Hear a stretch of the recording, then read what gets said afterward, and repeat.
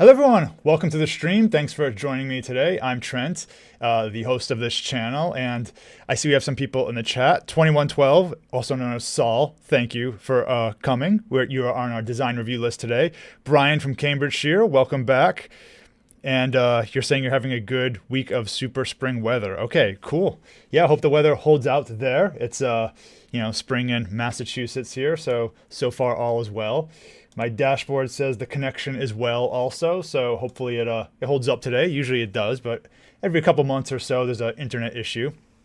Hi Teak, reporting from your sofa. Cool. Yeah, that's usually where I am when I'm not here. But yeah, so today is one of our design review sessions. Also have some Q&A later. Let's look at the agenda for a bit. I got 4 submissions for the design reviews today, so we'll be going over those, a variety of like portfolios, images, some kind of stuff like that. If you want to submit something in the future for consideration, you can contact me at my email address here. And this is, the email address is also on the channel header page, so if you miss it here, you can just check that, send me a message. I also make posts on my community feed. Hello, Melanie, throughout the week, just to kind of remind people about that. So anything you have, whether it's like print on demand designs, graphic designs, book covers, we've had all sorts of stuff going, shown here. Hi, Artist Haven. Before I get started, I just want to talk about a fundraiser I'm doing next week. It's in Providence, Rhode Island, and yes, I go outside sometimes. I go outside quite often, but it's for the American Lung Association. So if anyone is interested in that cause, for lung disease, lung cancer, that type of thing. My friend is a fire marshal in Rhode Island, and she recruited me to this. So we'll be climbing a tall building. I believe it's this one here. And I can show you the website. The link is in the description of this video here. And basically it's for the Providence Fight for Air climb. So I just started the fundraiser today, so I don't have anything right now, but any little bit helps, $5, $2, whatever, $10. You can go to this link here in my bio, and if you're curious like what you're actually donating to, you can click the link here. And this is kind of all the details about the event, but you can see some of the teams have already raised some significant money there and stuff. So I'll see how my team does, but it should be fun. Running upstairs as we, can be quite a challenge, but, it'll be over fairly quickly, I hope. The Artist Haven, you're saying you had markets all week. No time to design. Cool. Yeah, I'll let you guys know how it goes with the stair climb. So that should be fun. So yeah, if you want to donate to that, that would be appreciated. So beyond that, let's go to our design reviews today. So the first design we have is from Shawn. Let's open up his page here. Now Shawn says he's a graphic designer in the California, San Diego area, and he has a website too.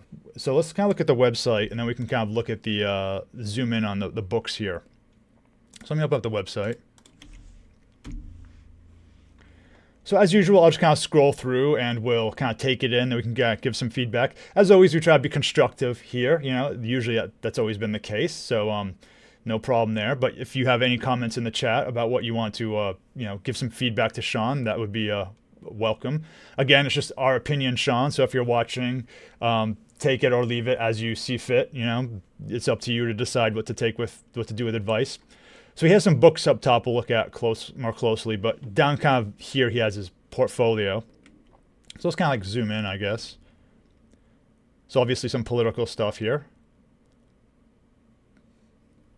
Scroll down.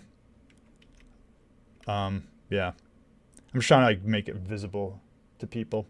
So it's kind of like a retro chrome design. Let's go to the next one. Down here we have this image. I do recognize this from like a tutorial online, but most people, viewing your site may not know that, so probably it's irrelevant, but you may well consider like making different graphics or something than the tutorial, but you can kind of go with it. I don't know this one, but it might be, maybe it's also a tutorial. So these ones are kind of just cool like demonstrations of your skill, I think. And then we have your book one. We'll look at the books in a little bit. And then down here, I guess you have like a portfolio book that you made. So that's kind of interesting. So it looks like a printed version. Hi, Andrew. Tika can't climb stairs. Sometimes that might be a good thing, to, take the elevator. Elevator is probably safer. Hi, Pac-Man. Hi, Breezer. So we're looking at Shawn's portfolio here. So what I did is I took these images and I put them in a document just so they're bigger. So let's go through these. And there's about 5 books, I think. So I'll just scroll through them. Then we can kind of go back and give our feedback. So these are book covers of Kindle books he's made.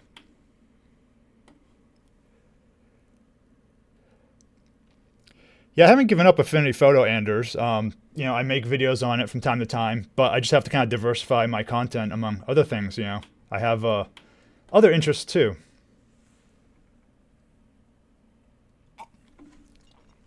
So here's another book.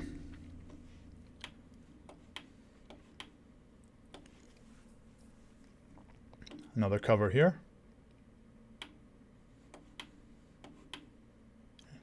And here we have the last one. So cool. So definitely like in the political realm, which, can be very get a lot of attention there. Let's look at this one a little bit. This one's interesting. When I look at this one, yeah, Saul, you like the covers a lot. Yeah, I think they're really well designed. I like the compositions. I like the graphics you've used. They're very clear. Like the point is very easy to get, and I think everyone watching probably understands your political views quite well just by looking at them. This one, I do like the structure of it. I do find the color a little it seems a little monotonous in the way with like the orange and the text all the same. I might just want to like take one word and maybe like change the color or something. Like maybe I think it's just dying for like something to be blue to like contrast with the orange and really like bring that accent to it. So maybe that could be like, either the subtitle or maybe one of the words here, maybe even like an equal sign instead of the word equals. Something that just kind of like, I think, jump out from that orange might make this one pop a little bit more. But I do like the structure of it. I think it's fairly easy to read.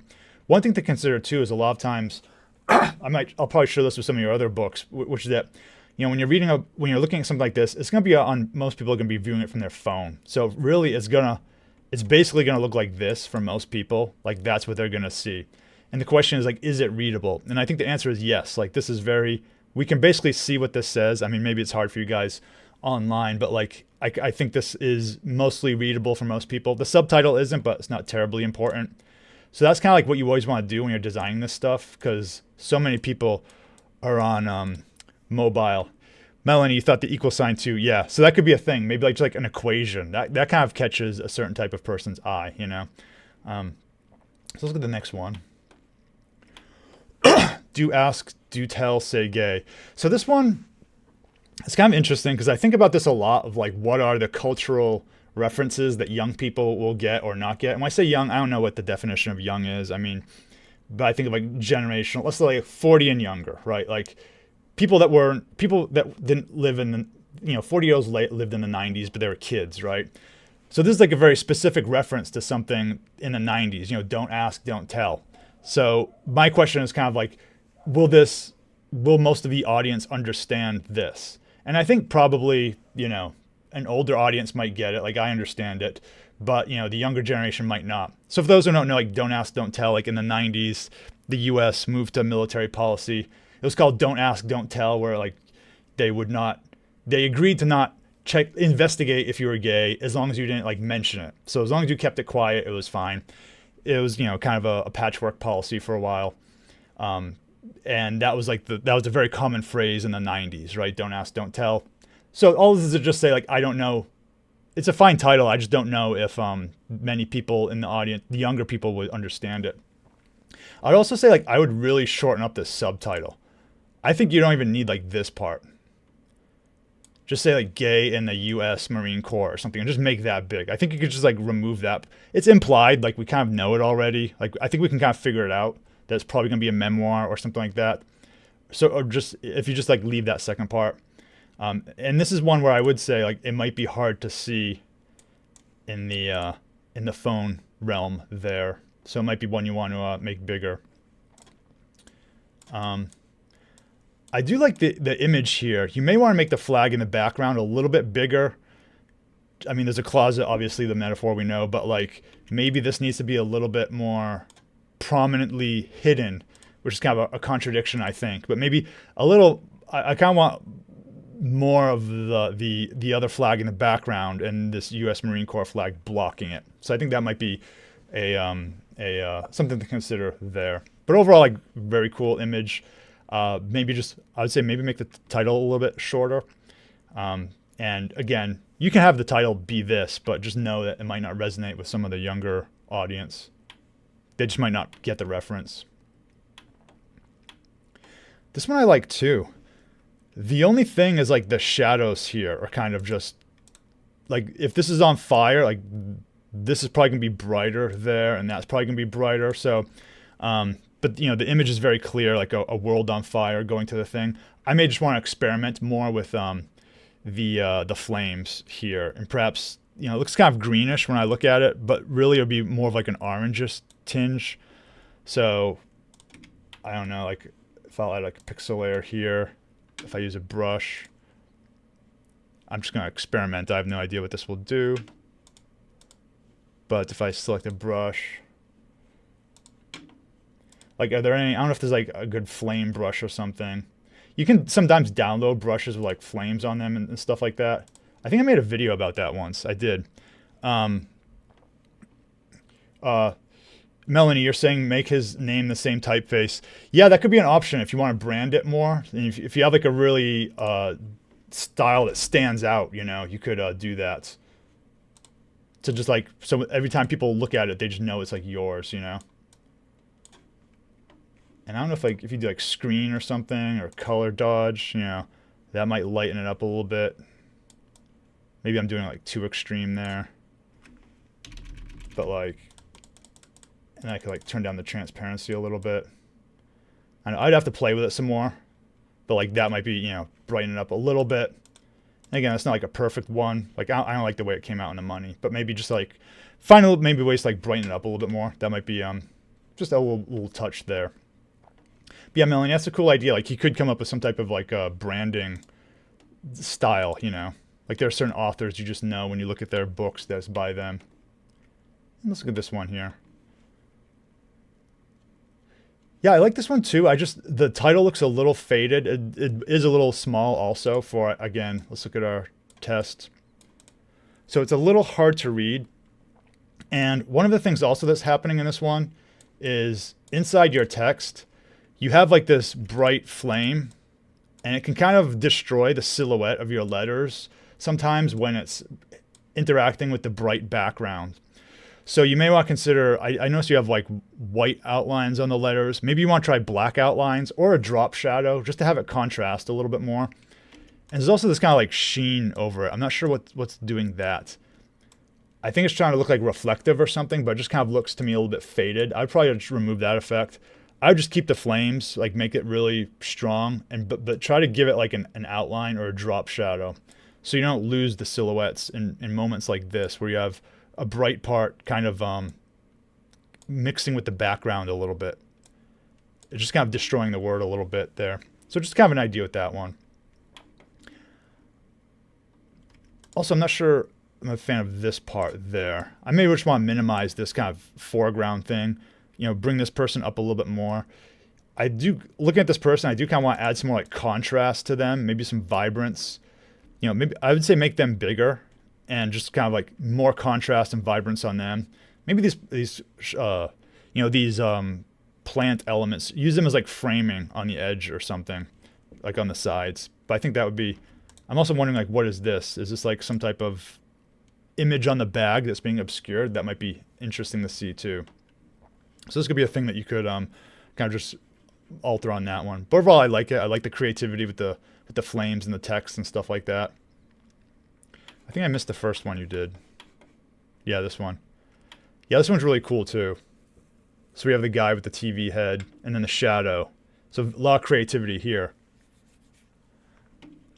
I think, let's look at here. I think here I would just keep the guys as like solid figures. And I wouldn't worry too much about shading them. I think that's a little kind of overkill. I would just keep the guys, I think it's kind of, again, taking away a little bit from the power of this. I would just go with a very strong silhouette with the characters here to just keep this idea like really simple, you know, shadow, and these guys being very, you know, or just making them maybe a drop shadow behind them. But I think like that, you know, I think those are kind of getting confused with like these guys in the foreground. Other than that, I think the text is quite readable. I'm trying to remember this guy here. I think this is like that cult leader from, you know, the old days. I can't remember the name of it, but I remember in the 90s, like that event. You may want to make this bigger just because, I mean, I think, again, there's like 0% chance anyone is going to recognize that person when it's like this size on their phone. So you may have some potential to make this whole part bigger, that top part. Maybe, yeah, like maybe you want that to be the bottom of your image here because you have a lot of like negative space around there. But that's just gonna be my main thing with this, just strengthen up the silhouettes a little bit and perhaps make this whole part bigger. How cults destroy lives and how you can escape. Okay. Yeah, again, I don't know your background, but like if this is part of like something in your life, you may want to mention that also, like a memoir or something, or a imply that like how you have expertise in this subject, you know. So those are my main recommendations, Shawn. Just my main feedback. Cool stuff. Let's just go through your website again one more time.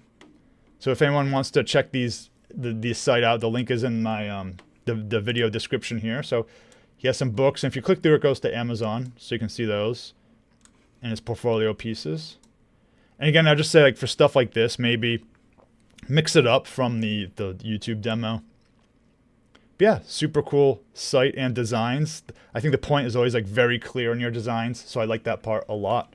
So thanks for the submission, Shawn. Let's look at the next submission today. And it's from Saul. So Saul, welcome back. And let's open up Saul's folder. Hope things are going well, Saul. And by the way, Saul, he has a new book out. Let me just post a link to that on Amazon. So Twists of the Ink. So it's another Kindle book. If you have Kindle Unlimited, you can grab it or you can buy it. I guess for most people, the easiest way would just be search for Saul Trabal in the search bar, and you'll find his books there. So that's how you can check that out. But let's check out his submissions this week. If you've been here before, you no doubt recognize Saul's style. So let's go through his images here. It's the first one. I think he has about 5.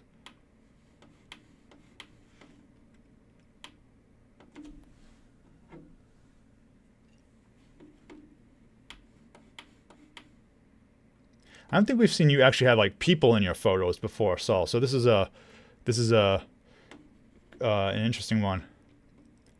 Yeah, immediately recognizes Saul. Yeah. This one's the most different than anything you've done, I think. The most like representational, I would say.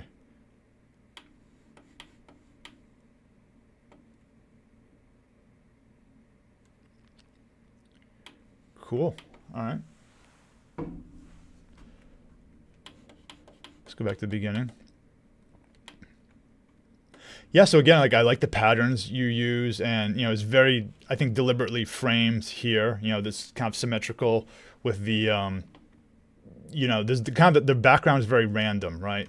We have like a lot of stuff going in this direction, you know, all these tears, a lot of this texture, but it's all kind of contained in this like rectangular structure here. Yeah, you're constantly experimenting. Yeah, I can see that. That's definitely cool. I do think there's kind of a grayish tinge to these middle guys that's kind of taking away from it a little bit. So again, you may want to try some more contrast there.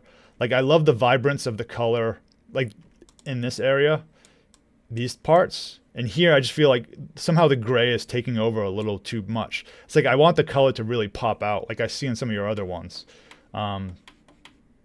You know, like in here we have like such strong colors, very high saturation. And I kind of want like just what I feel like I'm kind of yearning for is like this to also jump out, the colors, you know. So it just seems a little desaturated there. But yeah, cool composition. Check out the next one. Yeah, again, so this is one where I kind of like the way the colors are working.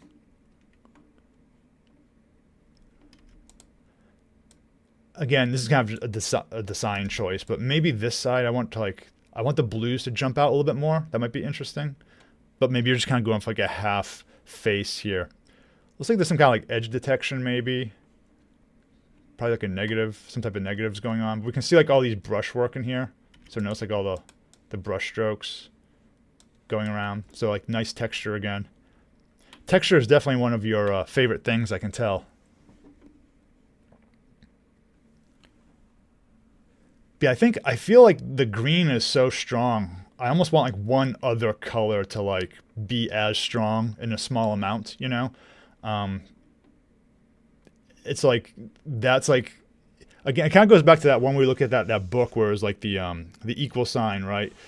I get a little, just personally, I get my eye gets a little exhausted with the green. And it's like, okay, I want one other idea here, whether it's like a bright blue or something else.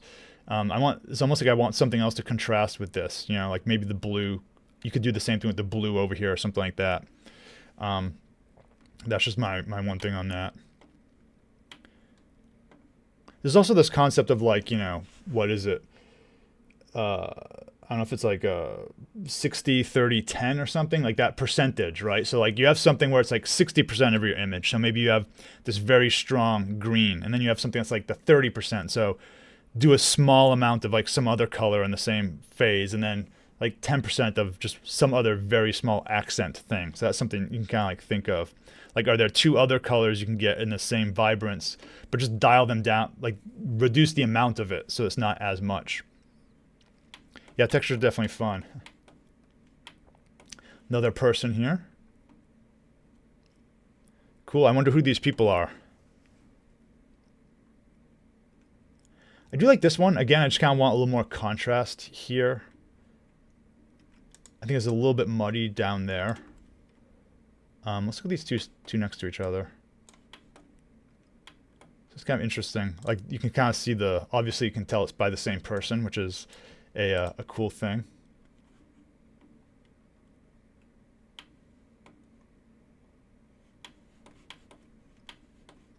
Yeah, so this one is like, this is definitely probably like the most, as far as I can remember, it's like the most realistic image you've ever done. So I'm curious, is this like a photograph that you put some filters on or something? Because it definitely looks interesting. I like the kind of the graffiti background here. You can see like all the strokes and stuff like that. And we have this character with lots of, you know, again, textures and marks there.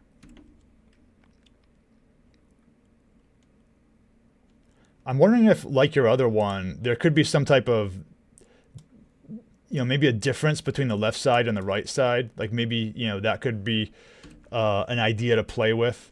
Just because like there's always so much variance going on in every direction. Whereas it seems kind of like this is an area where maybe, you know, you could do something to make one side contrast with the other or not.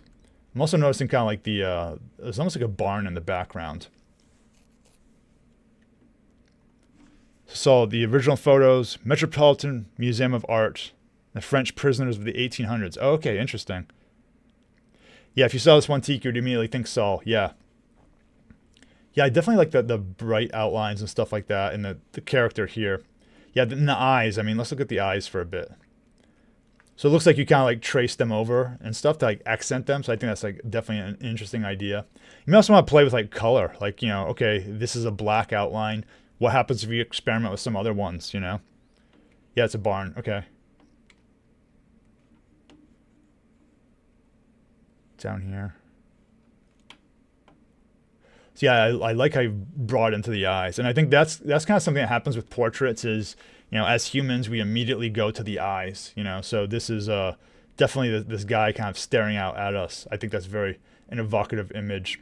So yeah, maybe you could have, you know, just, if you want something an idea, do these lines and stuff in that same kind of like neon style as you've done your other ones. You know, you don't have to, but it's just kind of something you could try. Check it out.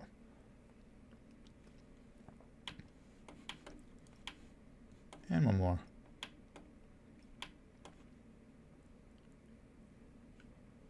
So I'm assuming, is this also the prisoners? So this one's kind of cool because it's much more subtle, right? So let's compare these two next to each other. You know, this one we very much get the person. This one's much more hidden. So it's like we kind of have to like do a little bit more work. The viewer has to like look at this one a little bit more to see kind of what's going on with it.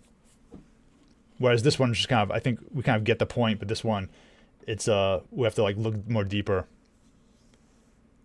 Yeah, even though it's different, it still screams the style. Yeah, so that's an interesting, characteristic of an artist when, they can do things that are very different, but you still kind of recognize, okay, their mindset is below all of it. So yeah, I like this one also. I kind of feel like maybe this part again, I don't know if this is the same reason I want the other one, but it's like I kind of want there to be like a change there. And it's just a minor thing, but like, again, everything else is like so. And again, kind of the same thing with like this here. Take the green. I would say like one thing, and again, it's abstract, so like, there's no right or wrong, but like, I kind of feel like there's a couple parts where you're splitting up the colors so well, like here, there's so many different colors in these areas. And I kind of find like, if I can kind of circle an area where everything's the same, I kind of want it to be different too, like this other one. Like, could this right side just have a totally different color texture over it? And then same thing with this part up here. Could this have some variance for each word also? And I think that's kind of like what I'm getting at with a lot of these situations is when you're kind of implying randomness and chaos, when there's certain parts of the image where it's a little bit too repetitive, it kind of stands out a little bit more. Wow, your phone does those. Okay. Nice. Yeah. It's pretty crazy, We have a supercomputer in our pocket these days. And just like the artwork we can make. I mean, not even like video editing on phones is possible these days, which blows my mind. So yeah, awesome work, Saul. Definitely look forward to your more submissions. And I think we all like seeing you try new ideas. And even though with the new ideas, we still definitely recognize your style. So thanks again for the submission. As always, keep submitting. And then you import them into your M series MacBooks. Okay. Our next one is from GRSN. And he said, so this was for like a movie poster concept. And I believe this one on the left is kind of like the raw images just put together. And then I think the one on the right is he did some more like processing on it. So this is kind of like the raw stuff on the left, and the right is the processing. So I'll just kind of put those up for a second. Move the cursor.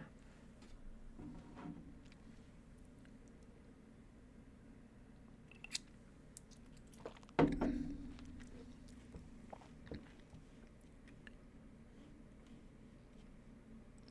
right, cool. Let's check them out. Let's just start with one on the screen so it's easier to look at.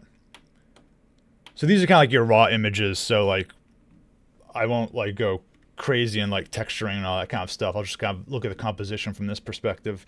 One thing I would say is like, you're getting a little bit of a tangent here, which is kind of like where one surface just kind of like blends a little bit too much into the other. Like the head here could be a strong silhouette against the horizon. But I think with the buildings, it's getting subtracted from a little bit. So I'm trying to think like what the option. Let's see what it looks like in the final version. So let's look at the final version then, since I assume this is the final version. So I think this is kind of the better approach here. And I think here you're doing the good thing, which is like, we have a silhouette, we have a horizon, and we have like an overlap over it. So that's like visually interesting. And we have a little bit of the buildings here. We're kind of losing that city. So it's kind of tricky. Like, could there be a way to emphasize the city a little bit more? Maybe, and again, maybe you could like mask out parts of the city and still just put like some of them there. I'm not sure if the original image, I don't think it is. No, so you kind of put like an image behind some grass, it looks like. But you can mask out parts of this if you don't need it. Like, you don't need that. You can get rid of this stuff and just take what you need, Let's go back over here. But I like the sense of perspective, because this is what like buildings would look like in the distance, right? They'd be these kind of gray, low contrast, just shapes, you know, no detail, nothing like that. Let's zoom in a little bit. I assume you're adding some type of like texture there. I'm not sure exactly like how you're applying it. Usually probably you'd want to do some type of like screen mode or something like that. Like when I say like a blend mode to screen. And kind of what happens a lot of times is, I can kind of see this happening here, is like you added a texture and it kind of can have this effect where it makes your image either too dark or too bright and low contrast.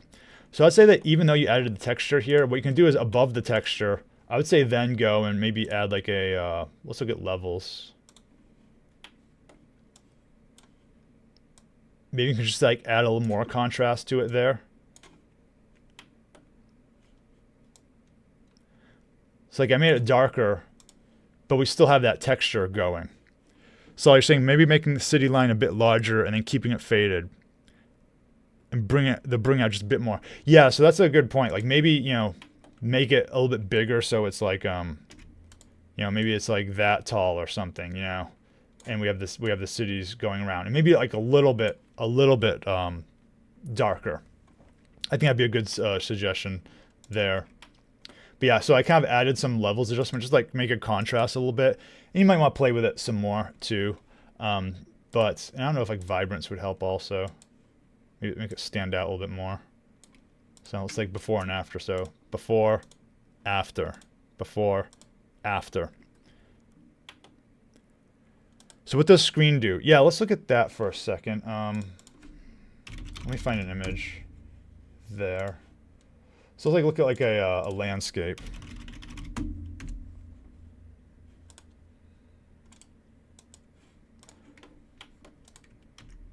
Let's just make a new document. So I'll take an image here, and let's find like a paper texture or something.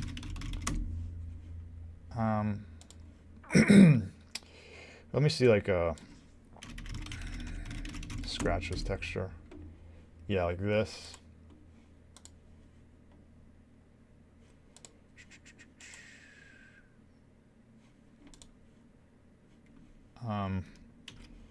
This is going to be low resolution, but I'll just use it anyway. So I have something like this, which is like scratches, right? So I'll cover my whole image, and it has a watermark on it, but whatever. So what the screen mode does is it'll take the whites and it won't essentially add it, but it'll kind of make it superimpose it onto your image. So with this image, with this texture selected, I'll choose the blend mode and I'll set it to screen. And you can see what's happening here. So the whites are kind of sticking around, the blacks are being eliminated, and it kind of gives this textured feel to our image like so. And that's kind of one thing we can do. It's kind of the opposite of multiply. So with screen, the original image was like black with like these white scratches. I can take like a paper texture. And let's find something that looks somewhat textury.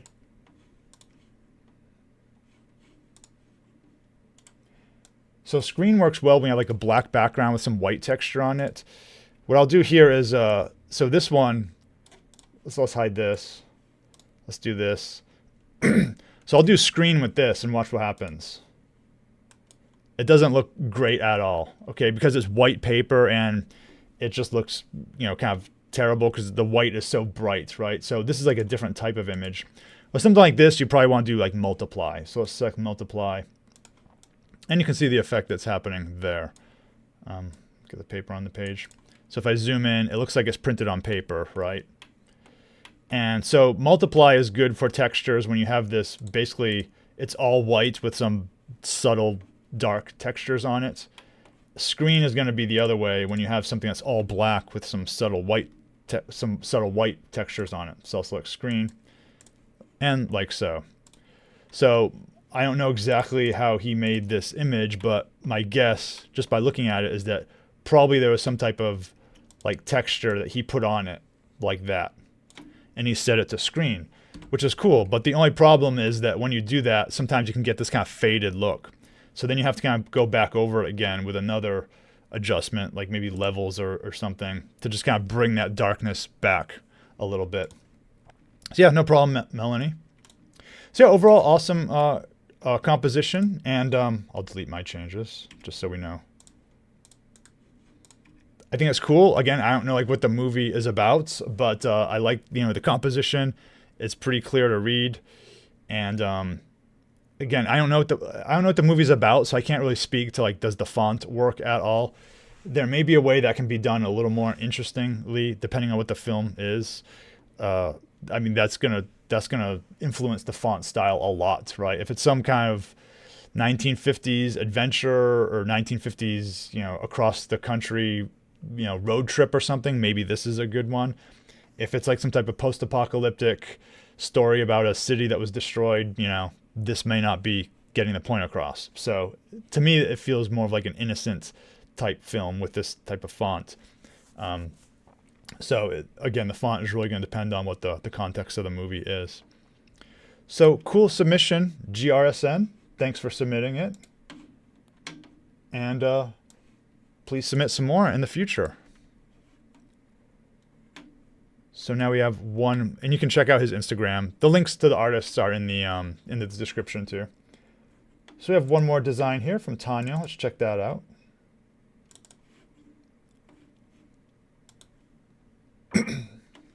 So let's check out. Tanya has submitted before, and she has these kind of album cover designs. So let's go and scroll through them here. If you've seen her stuff before, I think you'll definitely recognize it. So let's kind of go through.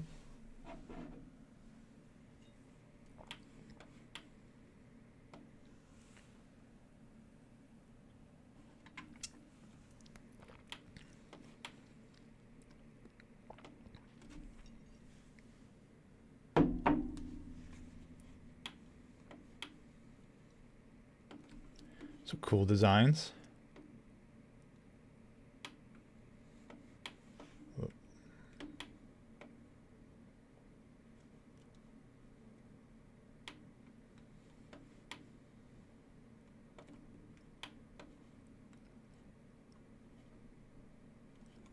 So awesome. Yeah, very cool album covers. Again, I'm kind of curious like where they would be used these days. If this is mostly going to be like, this is going to be like on Spotify where people would see this. I haven't looked at like that lately. I mean, you may just want to see how things look from this perspective. I would say not because of the text, but maybe just because of the imagery. Like check out, is the composition viewable at that size too? Just something to always check. Because so much stuff these days, people are just looking at it on their phones. So yeah, let's look at this one here. So I have this kind of cool concept of like a character with another character here between us. I would say I don't think it's necessary to have the text there also as well. I think we kind of get the point.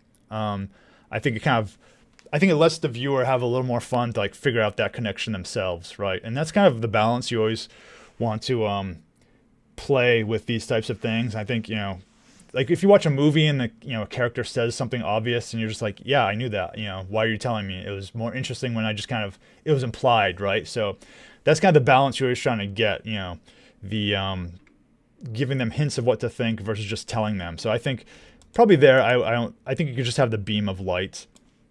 I would also say make this a little bit bigger. It is kind of a subtle point to see that connection between these two there.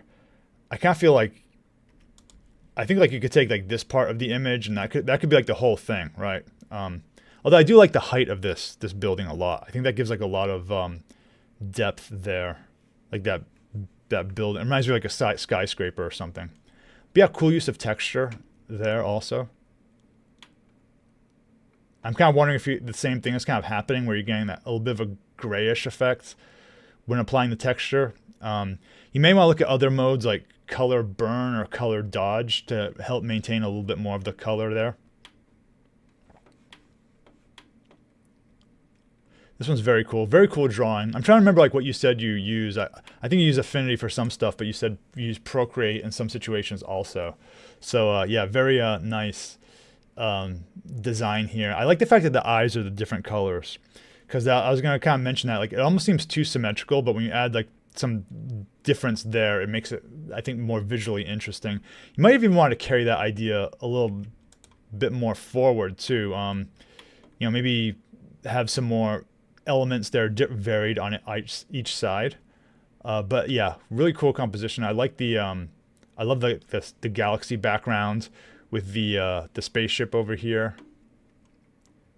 And you kind of have like someone said earlier about the I think it was Melanie said, like, maybe one of the authors could have had like the title the same, and you can have like these very clear indicators of like your style, right? So I think, you know, if you have like, if there's a fan of like your brand, they will definitely recognize these things over and over. Yeah, this one's also really cool. I think Teek said it's like a 90s rave. Yeah. My only thing with this one is like the texture is affecting everything. I'm not sure if you guys can see this, but like this kind of texture, it's over the planets, it's over the text. I think it's even over your logo stuff here. I think it's a little, I kind of want like a little bit of a relief from that. So I'd say I would consider probably putting the text above the texture, just to add some variety to it. A lot of work went into these. Yeah, definitely. We can definitely see that. So I might consider maybe just having the texture for certain parts of them as opposed to the whole thing for this one. But yeah, I like the design here. It's kind of coming out of the head here with the planets and stuff. So very cool shapes and stuff like that. But yeah, nice ideas. I'm just kind of looking at it for a bit. Just one thing, I think over here the color is getting a little bit repetitive. I know you kind of run out of colors eventually, right? But I love how like this one contrasts so nicely. I think this one does too. I think that one does. But over here it's kind of like the red planet with the red backgrounds, you know, kind of like the red text. Maybe there's a way you could vary that or change it a bit. Maybe this could have been the blue planet and the red one could have been over here, just to add a little more variety as you kind of look through it. Because I think that red planet here is getting a little bit undermined with all the other red stuff around it.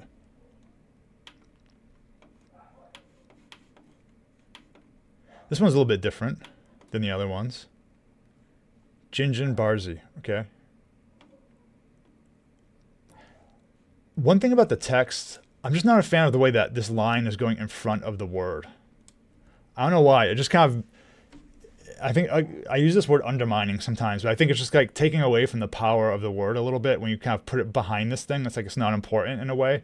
And I think it is important. So either maybe this part of your logo can be at the bottom of the page here or something like that. I do like the lights here, so that's pretty cool. You know. So it seems like you want to draw our eye to this, but I kind of find like the line here is a little, coming in front of it, to me, it just seems a little bit, again, like it's taking away from the word in a way. But maybe that's just me. I don't know if other people have the same opinion. I'm trying to like see what this shape here is. Like, is it an animal or is it some type of, is it like is it like ginger or something? Or is it like a plant? I think it's like a root. For a while, I thought it was like an animal. I was like, is it a horse or is it like a polar bear? But I guess it's like some type of plant or bone maybe. But yeah, I do like this one too. I do think, again, I kind of say this sometimes, but it's like I want one more color or something. I want one more degree of like variation, right? Like I want something to be changing somewhere. Maybe there's like something else with the background, like one more thing that's changing. But it just like it is a little bit on that monochromatic side with just the blues, you know? But it's a very cool image. Ginger root, okay, yeah. It looks like an island from space. Yeah, that too, yeah. So Melanie, yeah, I think you're right. It took me a couple times to get it, but yeah, when I first looked at it at a glance, I thought it was like an animal or something. Like that's like the head, but maybe that's just me. But yeah, I guess we all can have our different interpretations. That's the beauty of it. This one, I think this is my favorite one. One of the reasons I like this one so much is it reminds me of like old Atari games covers. Let me look at. It very much reminds me of some of those, especially like Space Invaders. That was the first thing I thought of.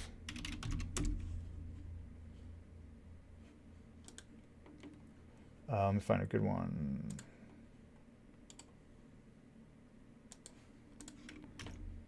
You know, it kind of reminded me of like that, you know.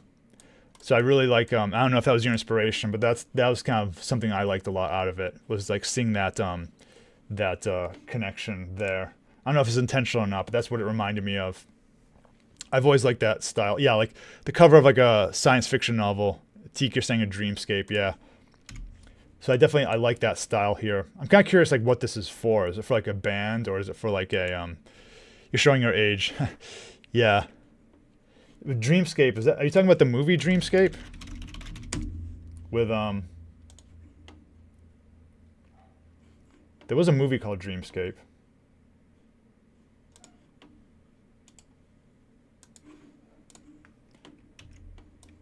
So yeah, a little bit of those kind of colors and stuff there. So yeah, pretty cool. Yeah, I definitely like that one a lot. And now we have moving to the 2000s, early 2000s with the Matrix. One thing you maybe want to be careful of, I don't know what you're using this image for. You know, sometimes using names of movies and stuff like that can be a little dicey if, you know, if the IP powers that be are, you know, not in favor of it. But, you know, just something to keep in mind. So I don't know exactly what this is for. Like, if you could actually use the Matrix in time, like, if this is just kind of fun for your own thing, that's fine. We have all kind of like the references, the white rabbits, the black cat. And yeah, I like this image here of like Neo or whoever the, you know, whatever character is in your story. And I do like the color scheme. Like you've nailed that, that vibe, that early 2000s vibe of like the black and neon green that we would always see everywhere. It was like everywhere after the Matrix came out.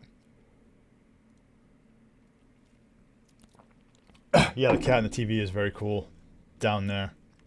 Yeah, and we have the, you know, kind of like the Matrix text going down here. Whoops. Like that way. So yeah, cool design. I like it.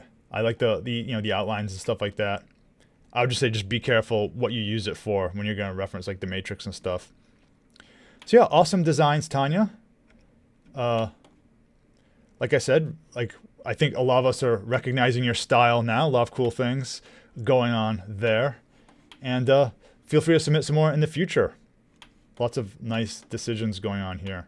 Yeah, like this one I might just change the texture a little bit, maybe so it's not over everything. Maybe a little bit more contrast with this guy here. Again, this one, maybe that top text, I would just emphasize it a little bit more without that line. Maybe another color too. Yeah, very cool. So thank you very much, Tanya. So those were our design reviews for today. I got some questions this week on my videos, so I'll answer some of those. But if you guys have any questions in the chat, feel free to let me know. We'll go over them. So I'll just kind of go through some of the questions I got in my videos. And some of them are for Affinity, some are for DaVinci Resolve. It's kind of a mix of things. So I got this question about snapping an Affinity Designer. They say they don't see red or green lines to align objects. So yeah, let's look at this. So what you want to make sure when you're trying to align things, let's do, you know, like 2 colors here. You want to make sure this magnet tool is on up here. So it's called snapping. So I don't have it on right now. So if I move things around, like I can just basically put it anywhere I want. Like so. If I turn the snapping on, then you'll start to see like those lines, right? I probably chose the 2 worst colors possible to demonstrate this. Let's do that. All right. Now you'll see like those green and like those red lines, like so. So yeah, just make sure you have this button up here. I toggle on and off all the time. Sometimes I want it on, sometimes I don't. Sometimes it's annoying, sometimes it helps you. So that's the trick for that one there.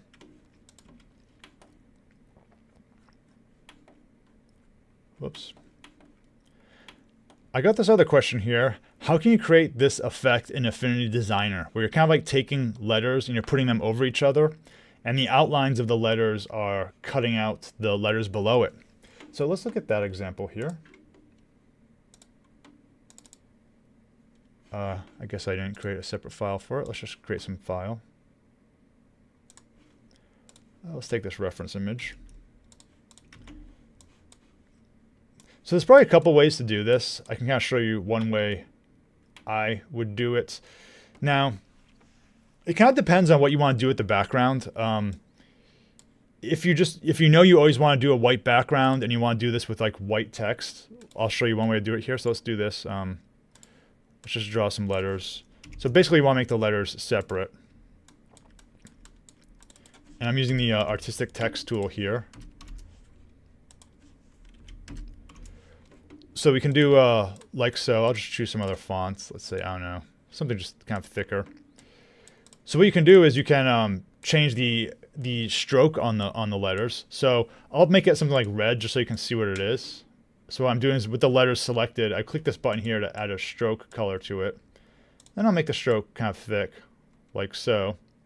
And you can kind of customize it further, make it on the outside. You know, however you want to do it. Maybe make the corners sharp or whatever. And then as you like overlap the letters, the stroke will kind of look like it's cut out. Now let me put the Y on top. Yeah, so now you can kind of do like this kind of thing. You can move the letters around. You can do the L behind. You know, you can put the O behind.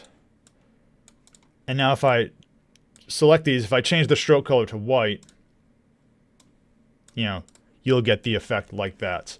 So that's one way you can do that. Now the problem is if you're doing a white background, that's fine, or if the background is a constant color. But if I want to make the background something else, like let's say I want to make the background, you know, gray. Let's send it to the back. Now we have like this type of problem. And you can kind of go back and say, well, okay, I'll select my letters now. And you can maybe change the color this way, like select the stroke. Whoops. Select the stroke color. You can always kind of change it. But let's find the hard scenario, which is like, let's take this thing here and let's make it like a gradient. So there's no real like good way we can there's no easy way we can do this, right? So it's going to look like that. So let's go back to the other way of it, doing it. Let's make it red. Breezer, raising your question. Can I do some more tutorials? Yeah, I have some planned. I'm trying to do like a beginner video on it very soon, like a crash course video. So keep an eye out for that. So what I would do here is like you could select these, and you can do something called expanding the letters, which is like you select a layer, and then it's actually called convert to curves. Convert to curves. So now my letters, they're not really letters anymore. They're just shapes that like look like the letters. And why is that important? Well, it's important because I can actually select them again. And you notice they still have a stroke, but I can actually make it so the stroke is expanded into other curves. So what I'll do is I'll say layer, and I'll say expand stroke. So watch what happens over in the layer stack when I do that. If I say expand stroke, now we have these separate things like this. So this is my Y. And this is the outline is a another shape like so. And when I do it this way, what happens is I can actually select the different letters, and I can change the blend mode on them. So this is again, we're talking about blend modes. So I wish I could make this bigger. Let's do that. Yeah. So with the Y, the O, the L, and the O selected, I can set this to erase. And what happens is they will erase like right through each other. And now we're getting that effect. So I can move the Y. Whoops. I want to move the Y around with the other curve. So the outlines, they're still red, but the fact is the blend mode of the Y is set to erase. So the Y is just being cut out of everything below it. Now you're still saying, like, what's the point of this? Because the outline is white. It's not actually hiding well. It's not actually like blending with the background. Well, now what we can do is we can select these, and if we group them with Control G, now the effect is limited to just the items in this group. So I can select my Ys. I can move them around. And I can do this kind of effect like so. But you just have to make sure you move them together in sequence. So that's kind of the way I would do it. So I would make each letter separate, give it a stroke, convert the letters to curves, expand the stroke, and then erase. Set the blend mode to these guys to erase. and then group them together. Breezy, you're saying you were struggling just doing some of the basics. Yeah, it's definitely a big program, and I use about like 10% of what it can do, probably even less, you know. Rogue Wave, you're saying you know this. Great to share this. Cool. Yeah, yeah. DaVinci Resolve it has a learning curve. I'll say that, but I'm trying to make like a short video to introduce it. Actually, I got a question from Saul right now about DaVinci Resolve. He was asking to explain some of this color stuff. I'll show it briefly, but I won't go into like painful detail in this, but I just want to show a little bit of it. Let's open up DaVinci Resolve here. I guess while you guys are here, I'll just give a little overview of it. Let's pretend I created a project. Let's just open this project. Wouldn't the contour tool work as well? Possibly, but I think the issue, Pac-Man, like if you wanted to add, I think the issue there is like erasing the layer below it. That's the kind of the key effect we're going for, is how do you make it so the outside erases this part below? So you can see like that's the effect that's happening. I'm not sure if the contour tool would help with that, but if you know a way to do it, by all means, let me know. I could be wrong. So let's open this project here. Yeah, so let me expand this a bit. I'm gonna have to block your chat for a few minutes, but hopefully nothing important goes on in the bottom left. So this is like a project I had in DaVinci Resolve, so I'll just play this video. And I'm on the edit page down here. Whoop. So there's these different pages, and really I only use about 2 of the pages, well, 3 of the pages. The edit page, the fusion page, which is kind of the slightly advanced, and then the deliver page, which is like your export options. So I mean, I only use this one like briefly, but it's important to export your files. So this is the edit page, and this is where you can like obviously like do your editing. So you can have increase and change the length of your videos. You can move them around. I just have one clip here. The thing I want to address briefly in Saul's question is he pressed on this color tab down here. So there's a color page. So let's click on that. And this is quite complex, but and again, I don't use it too much. I'll show you what I do instead. But there's also, as Saul was saying in his question, which was, the color wheel seems similar to the curves tool in DaVinci Resolve. So maybe you meant in Affinity. Yeah, let's go to the color wheels here. So we have these options here, lift, gamma, gain, offsets, and just kind of playing with them, you can kind of see like what the effect they have is. I always forget which is which, but the gain is for the light parts of your image. So gain is affecting the light areas. So if you change the gain, let's make the gain like really red. You kind of drag it in that direction, and it's mostly going to affect the light parts of your image, whereas lift is going to be more of like the darks. And it's kind of hard to see in this image because there's a lot of common areas there. But this is kind of the way this tool works. There's a lot of options on this page. I won't go into all of them, but one thing I'll just say is if you're just trying to do simple stuff with this to like adjust color and stuff, you may just want to go to like, I don't know what this button, does this show that? No, that's a bypass button. You can just gotta go to like Fusion page. And I know this kind of scares some people, this page, but the basics of this page are that you have like an input and an output, and you can add like nodes in between and make a change. And if you just want to do basic color stuff, I would just say click effects and add a color corrector node. And then drag it in. So I searched for color corrector and I just dragged it in between these 2 nodes. So right now nothing is happening, but if you click on this node here, it gives you controls of how you want to process the input before it goes to the output. So now here I can change the hue, I can like rotate it around. Let's just make a mess. So I'll like increase the saturation, I can increase the contrast, I can do all sorts of things like this. So this is probably like the simplest way to like get something quick and fast if you just want to work with color. If this other page is like too overwhelming, so let me like repeat how I did that. So if you're on the edit page, you can select your clip, you can go to the Fusion page here. And then just when you search for, make sure you have the effects enabled up here. So click effects. And you can search for color corrector and just drag it onto the text here. And that's where I'd say like you can kind of play with these settings. They have the basic ones here, which are pretty useful. You know, contrast is probably a good one and all that kind of stuff. So that's kind of like the main thing I would say about it for the moment. There are relationships between like, you know, like what you're saying, the wheels and curves and that kind of stuff. Don't be scared, just dive in.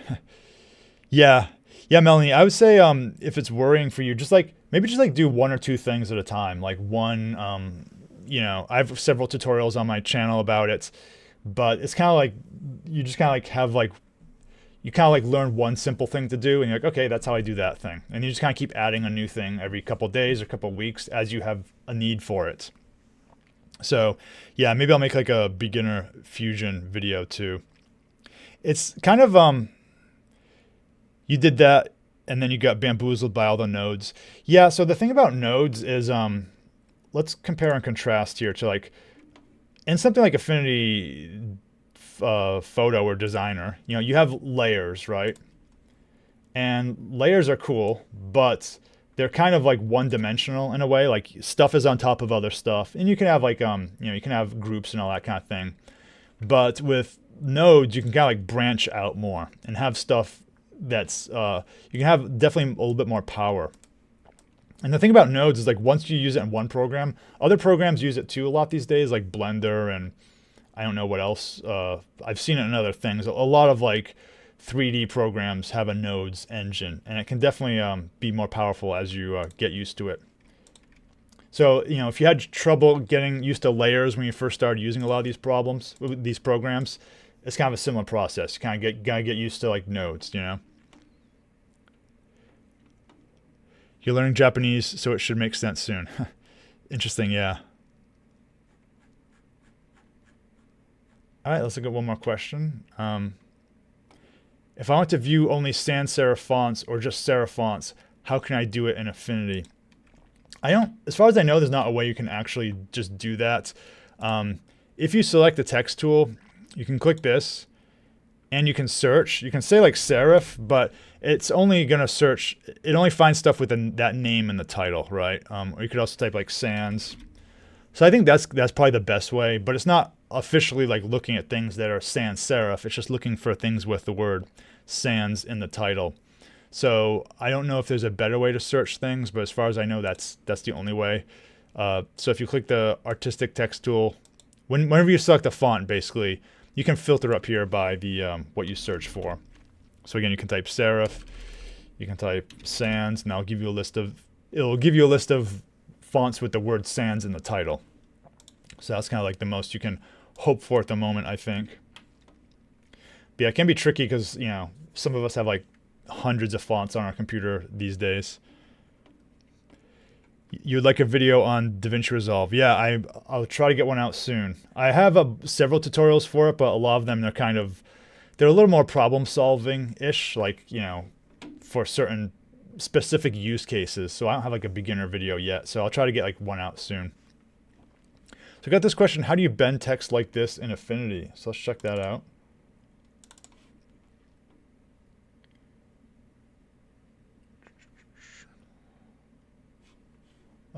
Yeah, I haven't upgraded yet to 2.62. Some of you guys asked me like, what's the difference? As far as I know, it's just like just bug fixes. I don't think there's any new features. I haven't upgraded on this computer. I upgraded on my other computer. I think it's just like bugs. I don't think there's anything new feature-wise. So to get that effect, let's put that image here. Again, I'm in Affinity Photo here, which has kind of a little bit better warp tools. There's also warping in Affinity Designer. But I don't know if you can get like this. It kind of requires some hand crafting to get it to look like this exactly. Let me lock these. So I put some like a text layer down. So let's say, you know, text. And then for the most part, I would probably just like, you know, add some type of like warp filter. So if you go to, with the text selected, I'll click this live filters here. And I'll go to mesh warp. And, you can kind of like drag up the sides, perhaps, and kind of bring it down like so. To kind of get it to look the way you want. And that's kind of the main way I think you need to do it so far. I don't know if there's like an actual, I don't think there's like 3D mapping or anything yet. It's a little bit tedious. But yeah, that's kind of the main way. So basically, again, kind of use a mesh warp filter there. And then you'd have to like, definitely like, you have to like make it more extreme on the edges to get the effect you want.